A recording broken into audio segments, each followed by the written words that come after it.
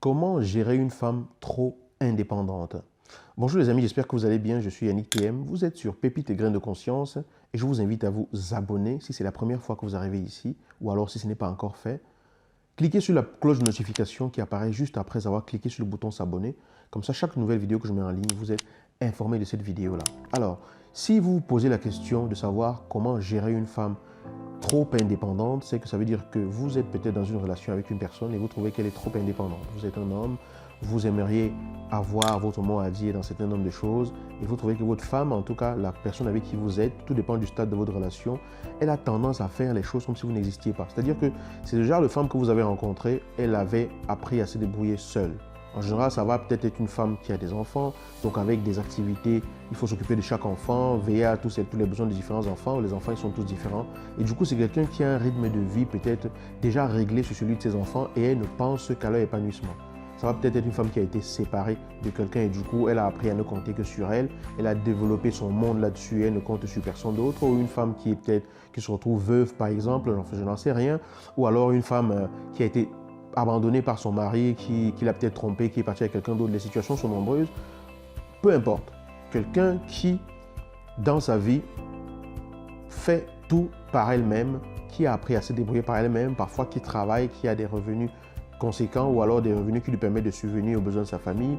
Et du coup, elle ne quémande pas auprès de vous. Elle ne vous demande rien. Quand elle a quelque chose à faire, elle le fait. Elle ne vous sollicite pas. Quand il y a des rendez-vous pour les enfants, elle y va sans vous poser de questions. Et du coup, vous êtes là dans la relation. Vous venez peut-être d'arriver dans la relation et vous vous sentez un peu écrasé. Vous vous dites, mais je suis quand même l'homme. J'aimerais prendre ma place d'homme, etc. Mais sachez que à partir du moment où, enfin, tout dépend du stade de la relation. Si vous êtes au tout début, c'est important de comprendre une chose.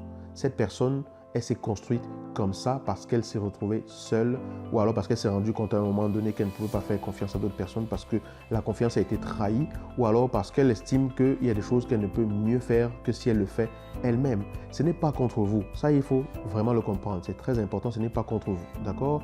La deuxième chose à comprendre, c'est que si vous voulez prendre une place et être vraiment considéré dans la relation et vous faire une place dans cette relation, ce n'est pas le dire qui va faire quoi que ce soit.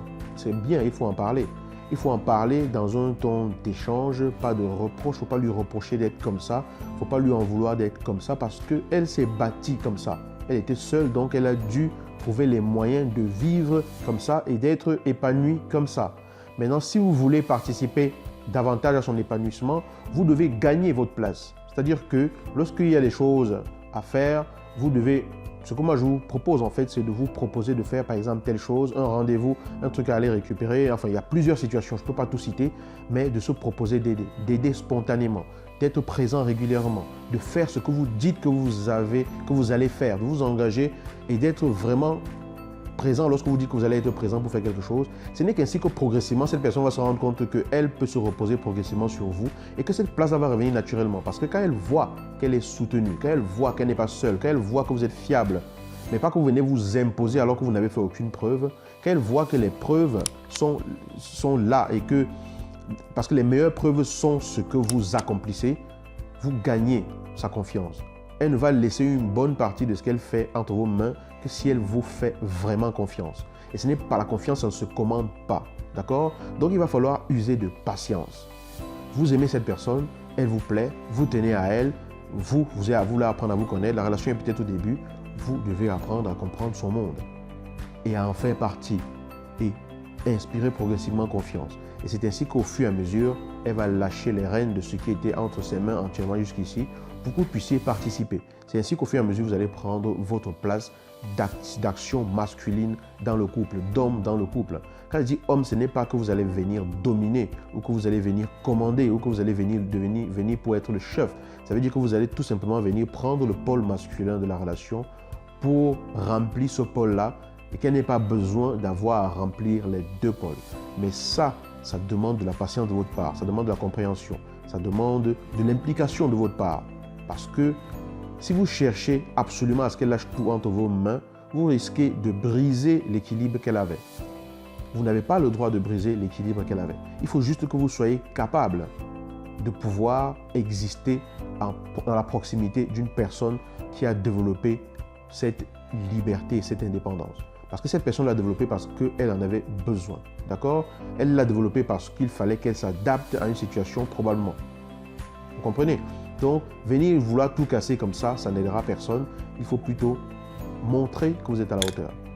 Parce que très souvent, en vouloir attaquer, juger l'autre et s'énerver contre l'autre parce que l'autre ne vous laisse rien faire, c'est un aveu de faiblesse de votre part. Vous montrez juste tout simplement une blessure non guérie, un manque peut-être de confiance de votre part ou d'assurance de votre part.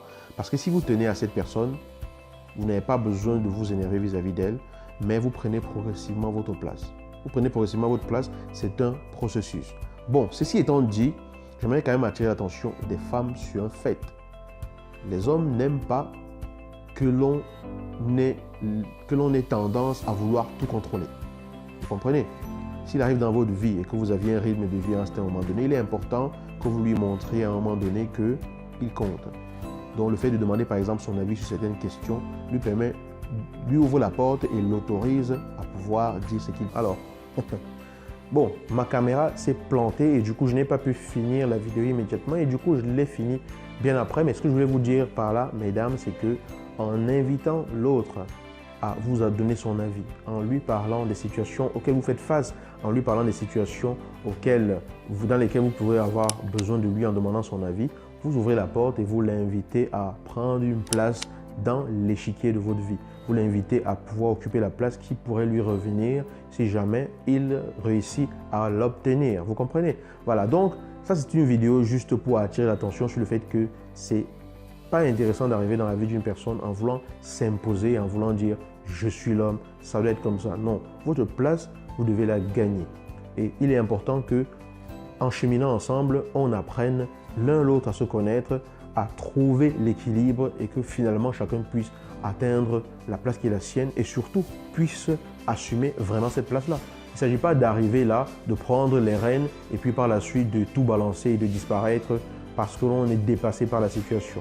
C'est pour ça que je conseille d'aller progressivement, de ne rien forcer, de laisser les choses se faire et d'être tout simplement spontané et de se proposer à aider, de se proposer à occuper une certaine place, de se proposer à agir dans le sens que si vous occupiez cette place-là, vous aurez agi et vous allez voir que cette place-là va vous revenir progressivement. Et ça vous permet, vous aussi, de développer l'acceptation du fait que l'autre est libre parce que vous n'êtes pas là pour asservir votre femme, vous n'êtes pas là pour asservir votre partenaire, vous êtes là pour que ce soit véritablement votre partenaire, donc pour être un partenaire, pour que les choses se passent ensemble dans l'équilibre. Voilà. J'espère que cette vidéo vous parle, j'espère qu'elle vous éclaire, j'espère qu'elle vous inspire et qu'elle va apporter une réponse à la question que vous vous posiez. Je vous dis à bientôt dans une nouvelle vidéo et si vous avez des remarques ou des commentaires, c'est en dessous de celle-ci. Ciao.